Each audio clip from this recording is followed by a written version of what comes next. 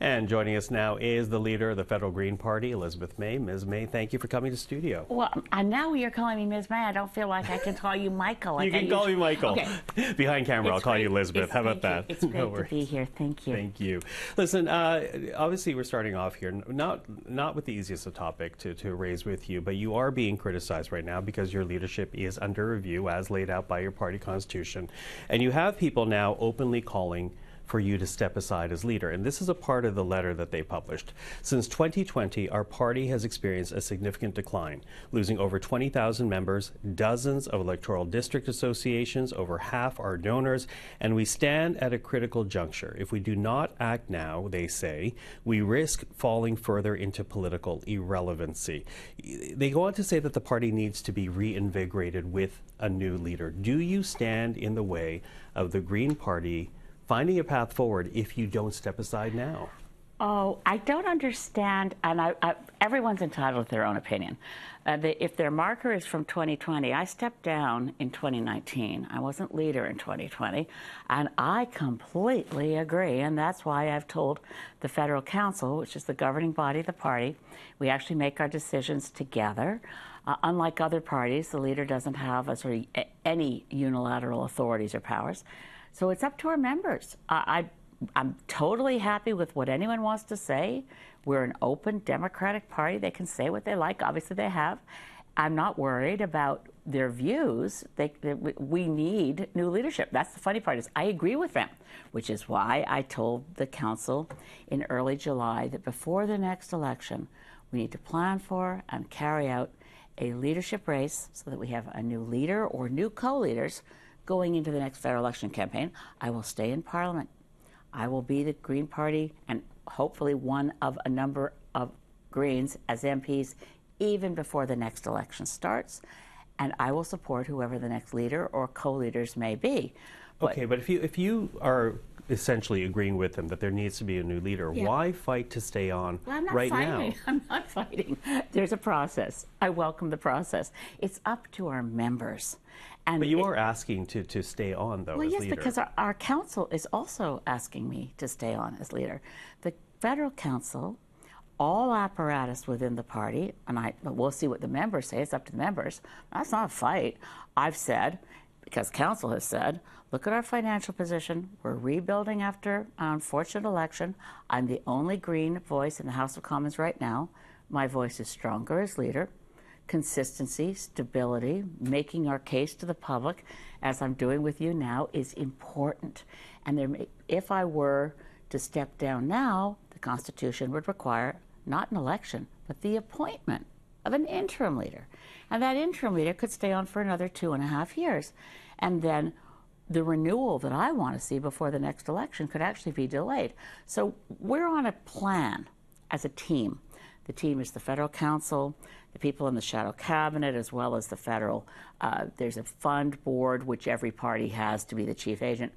I've never experienced such strong volunteer leadership and good, coherent governance as we have right now. Okay, so the argument you make then is by you staying on, you can actually bring about change quicker than if you were to appoint an interim leader. Is that correct? That's right, and I'm not actually having to make an argument. We're going through a process. We've had several town hall meetings where every member can come, unscripted, open to everybody, and it's just a question of figuring out what's in the best interest of the party, not what's in my best interest. What's in the best interest of the party is that we move forward with a plan, that we're solid. We've made huge progress in fundraising since the end of the election, which is very unusual. I mean, usually after a bad election result, when you go out fundraising, results are poor. We've reduced our debt by 40% since the election. Before we bring on board, and I think there'll be a lot of very good, strong candidates who want to be leader of the Green Party of Canada, some of whom may already have seats in Parliament. We will see. But that process takes the planning, and I can play no part in that planning. The Federal Council has already struck a subcommittee. We don't have rules for leadership yet for the race. So again, for viewers, remember Justin Trudeau said on January 6th, I'll be stepping down as soon as the new leader is selected, and the party will decide when the leadership race happens. I'm in the same position. The party will decide the timing of a leadership race. They know for sure But I as will be party stepping members, down as soon as the new leader is there for me to pass the baton. but as party members debate whether or not to support you in this review process, talk to us a bit more about the criticisms. I understand you take issue with the 2020 There's date. very few people, and it's an open party with lots of discussion, and everyone is entitled to their opinion. But the only opinion that matters is what the members say in the But there are leadership review. criticisms about lost Of membership, course. donations, Well, losing as I said- members of Parliament. Do you take any responsibility in that? Actually, of course. But if the reality of it is, I stepped down as leader in 2019, and I learned a lot from that experience. I stepped down, and immediately after the best election results we'd ever had. We'd elected 3 MPs.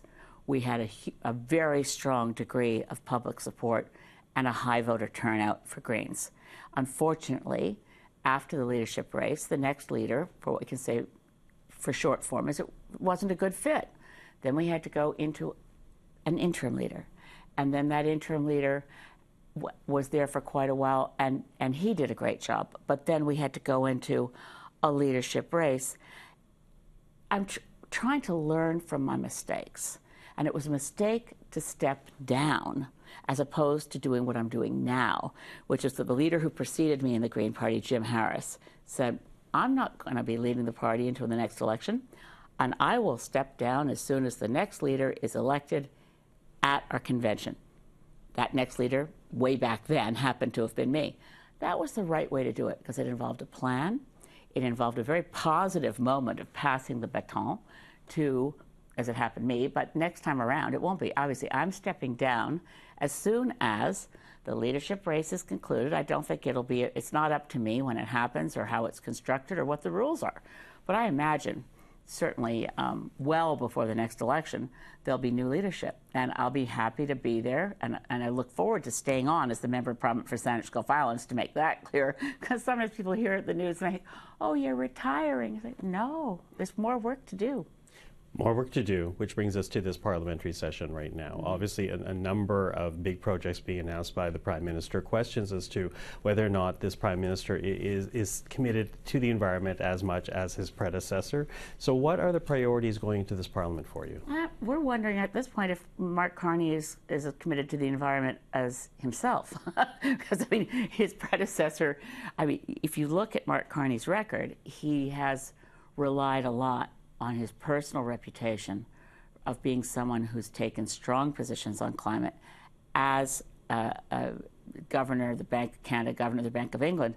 It's now, we're coming up to the 10th anniversary, actually, literally September 27th, I think, was the day 10 years ago he gave a speech to Lloyd's of London, which really had a remarkable reverberation around the world, because there's such a thing. If we're going to avoid catastrophic impacts of climate, we must have dramatic action to reduce emissions.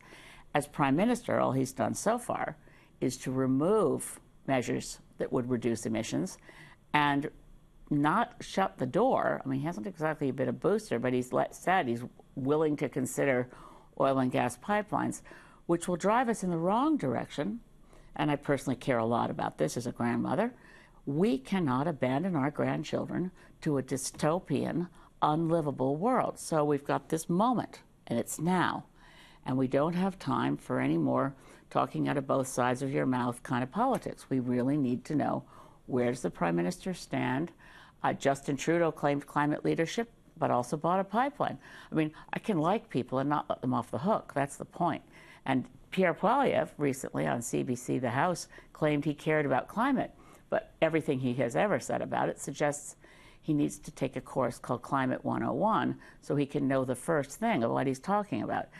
This is critical stuff, and it's not about politics. It's about whether we have a livable world, and we still have barely enough time to turn this around in a way that will protect the Canadian economy and ensure our kids have a future.